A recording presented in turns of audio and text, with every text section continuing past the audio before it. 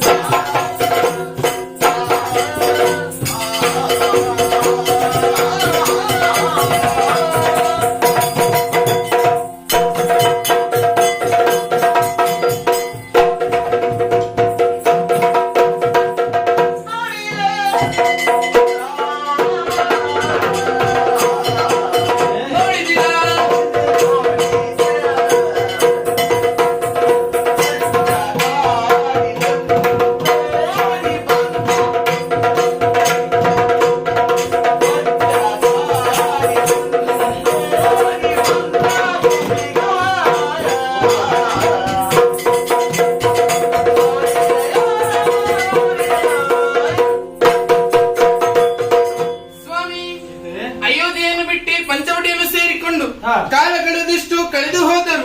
ಪ್ರತಿನಿತ್ಯವೂ ಈ ಪಂಚವಟಿಯಲ್ಲಿ ತಿರುಗಾಟವನ್ನು ಮಾಡುವವರು ನಾವು. ಆದರೆ ಇಷ್ಟರವರೆಗೆ ಕಾಣದಂತಹ ವಿಶೇಷ ದೃಶ್ಯವೊಂದನ್ನು ಕಾಣುತ್ತಾ ಇದ್ದೇನೆ. ಅದೆಷ್ಟೋ ಮೃಗ ಪಕ್ಷಿಗಳು ಈ ಪಂಚವಟಿಯಲ್ಲಿ ಇರುವುದನ್ನು ಸತ್ಯ. ಆದರೆ ಇಂದು ಹಾಗಲ್ಲ.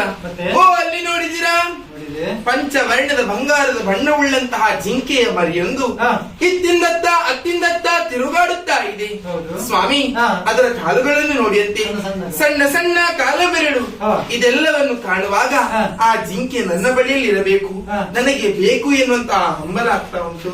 ಸ್ವಾಮಿ, ಆ ಜಿಂಕೆಯನ್ನು ತಂದು ಕೊಡುವಿರ ನನಗೆ?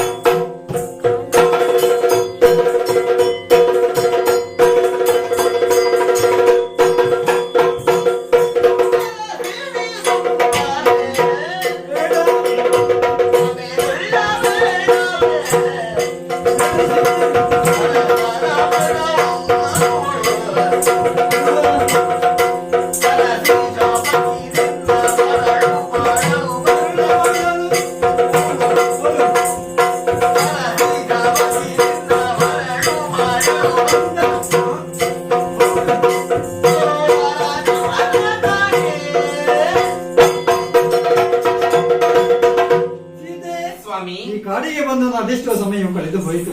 ಹಾಗಂತ ಇವತ್ತು ಪಂಚವರ್ಣದ ರೇಖೆಯುಳ್ಳಂತಹ ಬಂಗಾರದ ಜಿಂಕೆಯನ್ನು ಕಂಡು ಅದು ನನಗೆ ಬೇಕು ಎಂಬುದಾಗಿ ಹೇಳುತ್ತಾ ಇದೆಯಲ್ಲ. ಒಂದು ಚಂದದ ವಸ್ತುವನ್ನು ಕಂಡಾಗ ಅದು ಬೇಕು ಎನ್ನುವುದರಲ್ಲಿ ತಪ್ಪೇನೂ ಇಲ್ಲ. ಸರಿ, ಹಾಗಂತ ಈ ಜಿಂಕೆಯನ್ನು ಕಂಡು ಬೇಕು ಅಂತ ಹೇಳ್ತಾ ಇದೆಯಲ್ಲ, ಇದು ತಪ್ಪು ಅಂತ ಹೇಳ್ತಾ ಇದ್ದೀನಿ. ಯಾಕೆ ಗೊತ್ತೇ? ಇದು ಪ್ರದೇಶ ಯಾವುದು ನೋಡಿದೆಯಾ? ಕಾನನ ಪ್ರದೇಶ. ಇಲ್ಲಿ ದಾನವರ ವಾಸಸ್ಥಾನವಿದೆ. ಹಾಗಾಗಿ ಇದು ಸಾಮಾನ್ಯ ಜಿಂಕೆ ಅಲ್ಲ, ದಾನವರ ಮಾಯದ ಜಿಂಕೆ. ಹಿಂದಿನ ಪ್ರಕರಣವನ್ನು ನೀನು ಯೋಚಿಸಿ. ಶೂರ್ಪನಖಿ ಹೆಣ್ಣಿನ ರೂಪದಿಂದ ಬಂದು ನನ್ನನ್ನು ಮದುವೆಯಾಗು ಎಂದು ಕೇಳಿದಳು. ತಿಳಿದಂತಹ ನಾನು ಲಕ್ಷ್ಮಣನಲ್ಲಿಗೆ ಕಳಿಸಿ ಅವಳಿಗೆ ತಕ್ಕ ಶಿಕ್ಷೆಯನ್ನ ಕೊಟ್ಟಿದ್ದೇನೆ.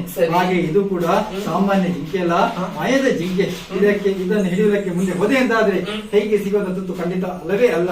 ಪ್ರಾಣವನ್ನು ಬಿಟ್ಟೆ ಅಂತಾದ್ರೆ ಜಿಂಕೆ ಸತ್ತು ಹೋದಿತ್ತು. ಸತ್ತ ಜಿಂಕೆ ನಮಗೆ ಬೇಕೇ ಹೇಳಿ? ನೀವು ಅದರ ಬಗ್ಗೆ ಆಲೋಚಿಸುವುದು ಬೇಡ ಸ್ವಾಮಿ. ಒಂದು ವೇಳೆ ಜಿಂಕೆ ಸತ್ತು ಹೋಯಿತು ಎಂದಾದರೆ ಅದರ ಚರ್ಮದಿಂದ ನಾನು ಕುಪ್ಪಸ ತಯಾರಿಸಿಕೊಳ್ಳುತ್ತೇನೆ. ಓಹೋ, ಸತ್ತ ಜಿಂಕೆ ನಿನಗೆ ಬೇಕೇ ಬೇಕು? ನನಗೆ ಹೊಟ್ಟೆಯಲ್ಲಿ ಆ ಜಿಂಕೆ ಬೇಕೇ ಬೇಕು. ಹಠವನ್ನ ಹಿಡ್ತಾ ಇದ್ದೀಯಲ್ಲ. ಸರಿ, ನನ್ನನ್ನೇ ಅರಸಿಕೊಂಡು ಕಾಡಿಗೆ ಬಂದವಳು ನೀನು. ನಿನಗೆ ನಿರಾಶೆ ಅಂತ ಖಂಡಿತವಾಗಿಯೂ ಮಾಡಲಾರೆ. ಹಾಗಾಗಿ ಆದಷ್ಟು ಬೇಗ ಹೋಗಿ ಆ ಜಿಂಕೆಯನ್ನು ಹಿಡಿದು ನಾನು ಬರುತ್ತೇನೆ. ಅಲ್ಲಿಯವರೆಗೆ ನೀನು ಲಕ್ಷ್ಮಣ ರಕ್ಷಣೆಯಲ್ಲಿ ಇರಬೇಕು. ನಿಮ್ಮ ನಿರೀಕ್ಷೆಯಲ್ಲಿ ನಾನಿರುತ್ತೇನೆ.